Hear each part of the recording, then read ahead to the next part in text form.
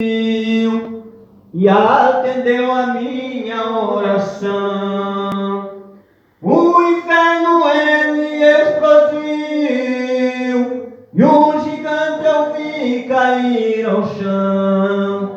Não tinha farinha na panela, o meu pão ele multiplicou. Deus abriu a porta e a janela, minha vida ele abençoou. No lugar da tempestade, uma chuva de verão, minha prova virou bênção, acabou minha aflição. Alegria tomou conta, tristeza fugiu de mim, solidão, irmão, já era, ela teve o seu fim. Se a madrugada é fria, o sol brilha de manhã, vence a luta quem confia, a sua fé não é vã. Quem de madrugada busca o Senhor em oração, no final de toda história tem vitória em sua mão.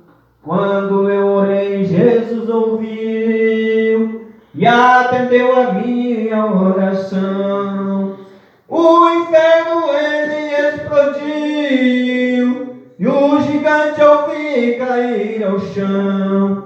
Não tinha farinha na panela, o meu pão ele multiplicou. Deus abriu a porta e a janela, minha vida ele abençoou. No lugar da tempestade, uma chuva de verão, minha prova virou bênção, acabou minha aflição. Alegria tomou conta, tristeza fugiu de mim, solidão, irmão, já era, ela teve o seu fim. Se a madrugada é fria, o sol brilha de manhã, vence a luta quem confia, a sua fé não é vã. Quem de madrugada busca o Senhor em oração, no final de toda história tem vitória em sua mão. Quem de madrugada busca o Senhor em oração, no final de toda história tem vitória